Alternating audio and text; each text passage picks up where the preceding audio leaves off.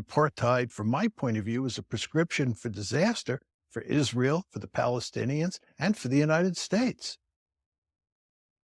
Yeah, I mean, it does seem to be a very concerning situation because I've always felt from the start, I felt several things. One, I felt that Israel had a fundamental duty to its people to respond with force after October the 7th. They had to, particularly given that Hamas went on record, on camera, within a week saying, we're going to keep doing this as many times as we can get away with it. So if you're Israel, you had to do something big. When it comes to the Israel-Palestine conflict, mainstream narratives love to paint it black and white, good versus evil, justified defense versus unprovoked aggression. But what if the reality is far messier? What if the so-called solution being pushed are nothing more than recycled failures, doomed to repeat history? Today, we break down the conversation that exposes hard truths about the ongoing crisis, Israel's political deadlock, and the dangerous illusion of control. Stay tuned, because this is a discussion you won't hear on mainstream networks or peers accepting this as true. The problem was what was proportionate and what would not end up, if they weren't careful about their response, being a situation that would inflame rather than douse down the threat. And it's very hard to see right now, despite all the protestations from Benjamin Netanyahu, that he's won and everything else. When you see the scenes going on with these hostages being released with so many Hamas terrorists around, so many people supporting them, and you get the intelligence reports of the Americans saying that they believe they've all been replaced anyway by people with the same ideology. The very fear that I've had, which is that you can kill a group of terrorists as you identify them, but if you don't kill the ideology, and in fact you fuel it, you could end up with a worse scenario going forward than you had before.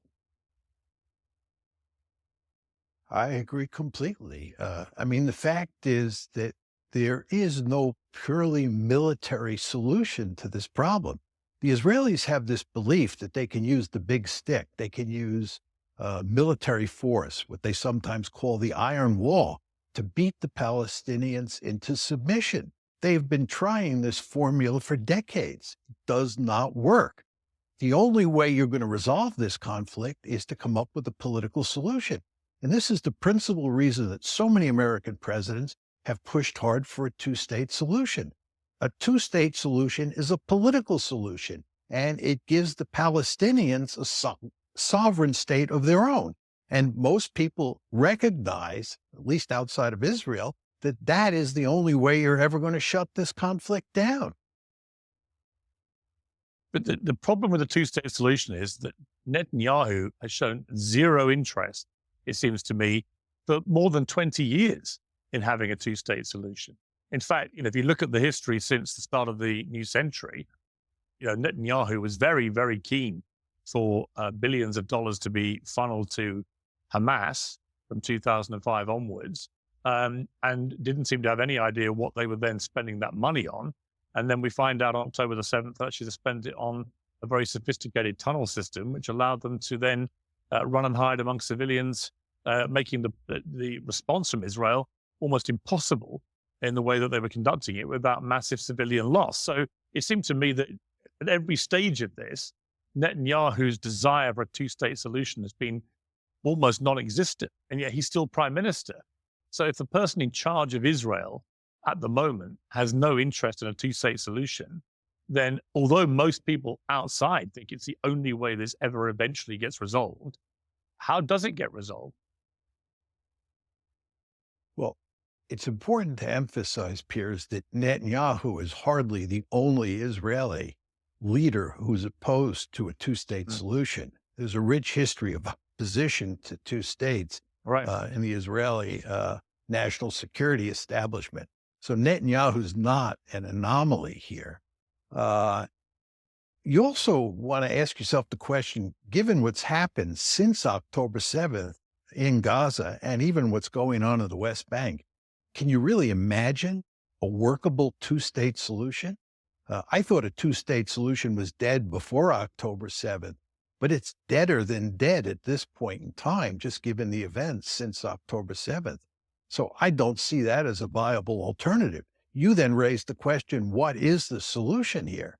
And I don't see any solution. I think what you're going to get is pretty much a continuation of the situation that existed before October 7th, which is where Greater Israel is effectively an apartheid state. and where the Palestinians who live in the West Bank and in Gaza are constantly looking for opportunities to rise up against the Israelis and create a first intifada, second intifada, or another October 7th. This is a disastrous situation for Israel. And of course, it's a disastrous situation for the Palestinians as well. Donald Trump, obviously very pro-Israeli, but he's also got very good relationships with people like the Crown Prince here in Saudi Arabia. He's made it clear he wants to go and see him sooner rather than later, as he did last time when he won office. And there's obviously, I think, a desire for more normalization with Israel if this situation gets resolved. And they want it resolved in the Middle East on the Arab side with a two-state solution. Can you see any more normalization of relations between countries like Saudi, for example, with Israel, if it isn't resolved? I think there is a chance, maybe even a good chance, that you can have somewhere in the future, not too distant future, another Abraham Accord. You remember Trump was the person who put together the Abraham Accords when he was president the first time round. And he really wants an Abraham Accord with Saudi Arabia. It is possible that the Saudis, who have no special place in their heart for the Palestinians, would be willing to agree to an Abraham Accord. But the question you have to ask yourself is, what are the consequences of that?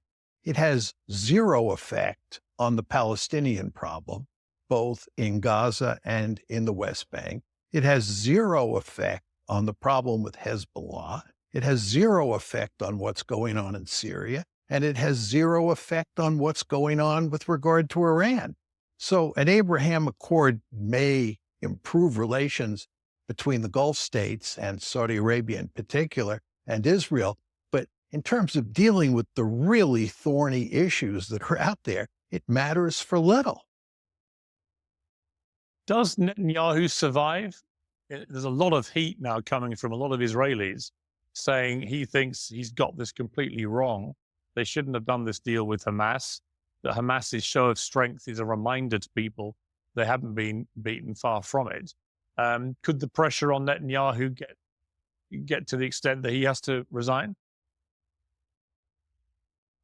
You know, he's a politician who has at least 9 lives. So he's not the sort of person that you want to say is heading for the exit. But let me just say that, first of all, he is ultimately responsible for what happened on October 7th. And number two, it's becoming manifestly clear to the Israeli public and other Israeli elites that Israel failed in Gaza. And you see all sorts of pieces, including pieces written by Israeli generals in the Israeli media making that point. So, you know, it's now clear what the outcome is in Gaza, and it is not good for him. The other thing is that his health is not good. He just had his prostate removed, and there's been talk that he's having heart problems as well. So I think given his health and given the state of Israel today, I wouldn't be surprised if he's pushed overboard in the next couple months. So where does this all lead?